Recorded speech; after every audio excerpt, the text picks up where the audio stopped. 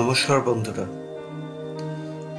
এবারে আমাদের গন্তব্য বরকল। উড়িষ্যার চিলিকা হ্রদের নিকটে অবস্থিত এই বরকল। চিলিকা হ্রদে ভ্রমণের জন্য, নৌকোবিহার করার জন্য বরকল ও রম্ভা দুটি আদর্শ স্থানীয় জায়গা। আমরা এই বরকলেই গিয়েছিলাম। হাওড়া থেকে ফলকনামা এক্সপ্রেসে আমরা রওনা দিয়েছিলাম বালুগাঁও স্টেশনের পথে।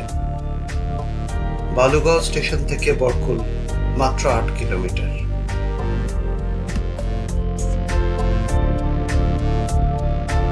ট্রেন থেকে যাত্রাপথটা খুব সুন্দর লাগছিল। অনেকদিন পরে আবার বেরিয়ে পড়েছিলাম, আর চিলিকা হ্রদে ভ্রমণ করা এটা একটা স্বপ্ন ছিল। এবারে সেই স্বপ্ন পূরণের পালা। আমরা উঠেছিলাম ওটিডিসির পান্থনিবাস বরকলে, যার ঠিকানা আমি দিয়ে রাখলাম। বরকলে থাকার সেরা জায়গা এটাই। আপনারাও গেলে এখানেই উঠবেন, এবং এখান থেকে বরকলের দৃশ্য সত্যি অসাধারণ। অনেকগুলো স্থির চিত্র তুলে রেখে দিয়েছি, দেখুন আপনারা।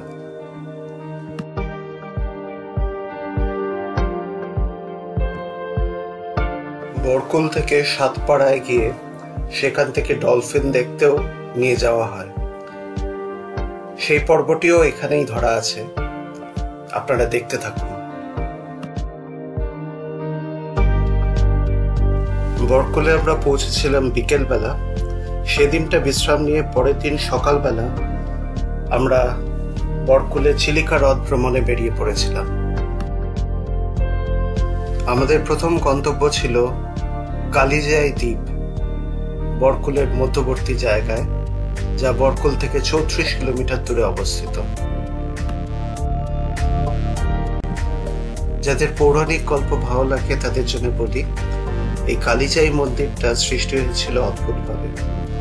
বহু বছর আগে যাই বলে একটি ছোট্ট কুমারী মেয়ে তার বাবার সাথে নৌকো করে শ্বশুর বাড়ি যাচ্ছিল বিয়ের জন্য। যাত্রাপথে নৌকোডুবি হয় ঘূর্ণিঝড় এসে, এবং সেই যাই মেয়েটিকে আর খুঁজে পাওয়া যায় না। পরবর্তীকালে স্থানীয় মানুষরা বিশ্বাস করতে থাকে সেই জায়ের পুনর্জন্ম হয় দেবী রূপে, এবং এই দ্বীপে তার মন্দির তারা স্থাপন করেন।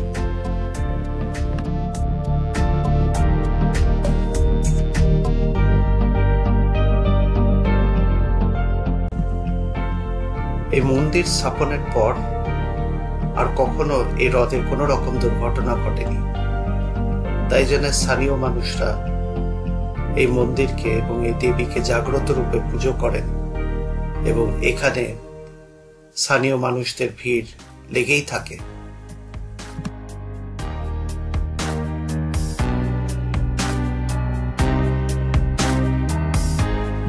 তবে সব থেকে গুরুত্বপূর্ণ হচ্ছে এই হ্রদে নৌকোবিহার, যা পর্যটকদের কাছে খুবই জনপ্রিয়। এই কালিজাই মন্দিরে যাতায়াত মিলিয়ে সময় লাগে কম বেশি 1.5 থেকে 2 ঘন্টা, এবং স্থানীয় মানুষ এবং সারা ভারতের পর্যটকদের কাছে এই যাত্রাটি খুবই জনপ্রিয়, এবং সারা বছর ভিড় লেগেই থাকে বরকল বা রম্ভা থেকে এই কালিজাই মন্দিরে এই যাত্রাটা নিয়ে।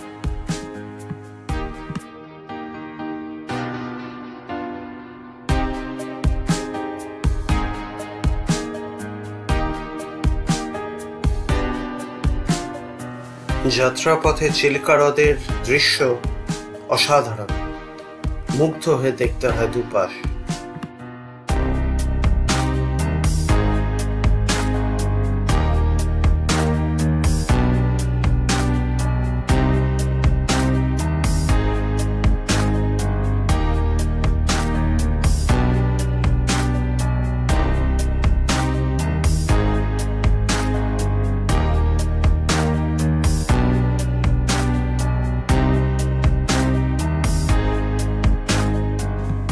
ক্রমে আমাদের নৌকো এসে ভিড়ল কালিজাই দ্বীপের বন্দরে। যাত্রীদের মধ্যে যারা এসেছিল পুজো দিতে, তারা মন্দিরে চলে গেল পুজো দিতে, আর যারা আমাদের মতো দ্বীপটাতে ঘুরে বেড়াতে এসেছিল তারা দ্বীপের আশেপাশে ঘুরে দেখতে লাগলো। আধ ঘন্টা মতো বিরতি দেওয়া হয়েছিল।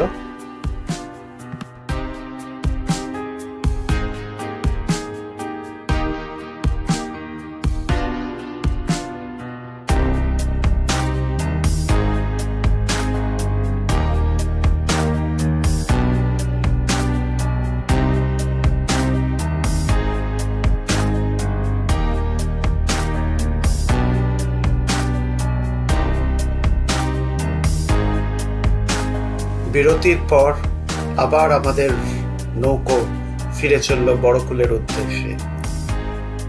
পিছনে পড়ে রইল কালিজাই মন্দির, আর অসাধারণ এক অভিজ্ঞতা।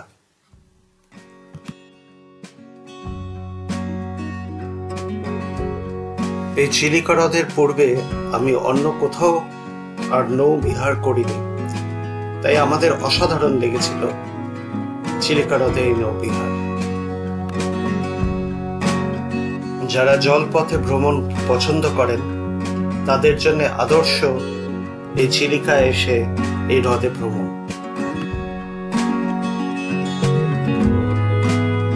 এরপর তখনও বাকি ছিল, এরপর ছিল সাতপাড়া থেকে ডলফিন দেখার অভিজ্ঞতা। সাতপাড়া থেকে মোটর বোটে করে ডলফিন দেখানো এবং মোহনায় নিয়ে যাওয়ার বন্দোবস্ত আছে।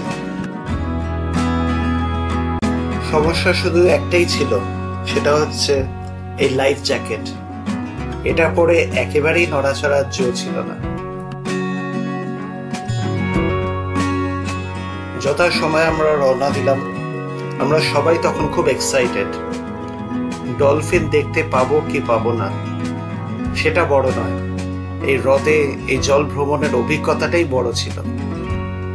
ডলফিন আমরা দেখতে পেয়েছিলাম এদিক ওদিক অনেক জায়গায়, কিন্তু যখনই ক্যামেরা ঘোরাবো তার আগেই তারা হারিয়ে গিয়েছে।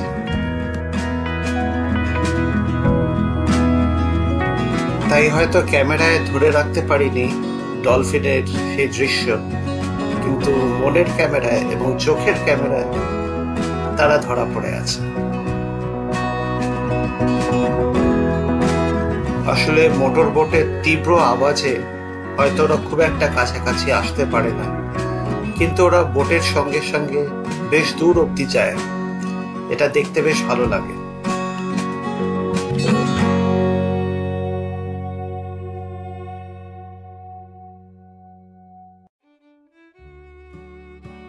মুক্ত এই হ্রদে জল ভ্রমণ সত্যি এক অসাধারণ এক উপহার। আমরা যারা জল ভ্রমণ পছন্দ করি তাদের জন্য চিলিকা এক অসাধারণ জায়গা। আমাদের সুন্দরবনেও এই সুযোগ আছে, আমার এখনো যাওয়া হয়নি। সুযোগ হলে নিশ্চয়ই যাব, কিন্তু চিল্কার এই স্মৃতি আমার কাছে চিরকাল অবিস্মরণীয় হয়ে থাকে।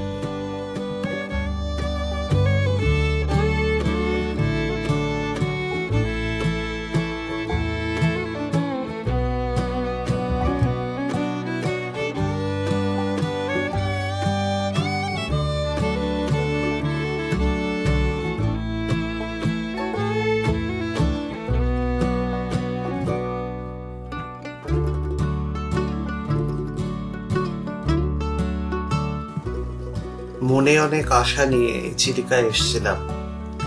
মনের সেই সব আশা, সেই সব স্বাদ পূরণ তো হলোই, এক অসাধারণ অভিজ্ঞতা ছাপ রেখে গেল।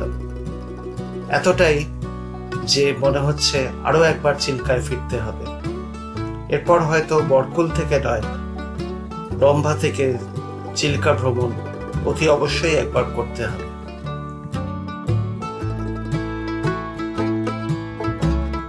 এরপর আমরা চলেছিলাম মোহনার উদ্দেশ্যে। এক বন্দরে এসে নৌকো ভিড়ল সেখান থেকে নেমে আমরা বেশ কিছুটা পথ পাড়ি দিয়ে আমরা এক সমুদ্র তীরে গিয়ে উপস্থিত হলাম। সেটাই হচ্ছে মোহনা।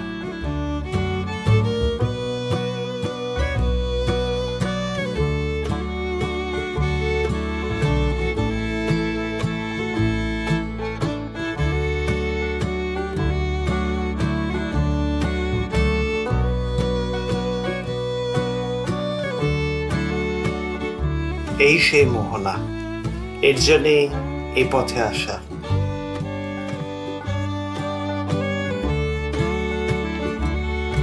অসাধারণ লাগছিল এখানে পৌঁছে, এক অদ্ভুত সুন্দর এক অভিজ্ঞতা,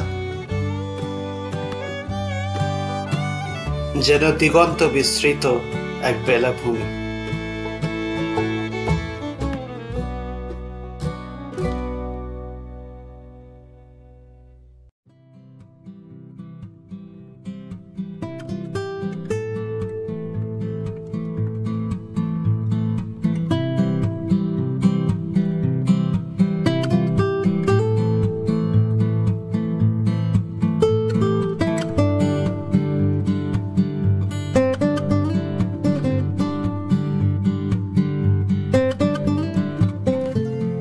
বন্ধুরা, যারা এতক্ষণ না আপনারা আমার ভিডিওটি দেখলেন, যদি আমার ভিডিওটি ভালো লেগে থাকে প্লিজ একটা লাইক করবেন ও চ্যানেলটাকে সাবস্ক্রাইব করে আমাকে সাপোর্ট করবেন, যাতে এরকম ভিডিও আমি আরো নিয়ে আসতে পারি। সবাই ভালো থাকবেন। সবাইকে অনেক অনেক ধন্যবাদ জানিয়ে আজ এখানেই শেষ করছি। দেখতে থাকুন শেষটুকু।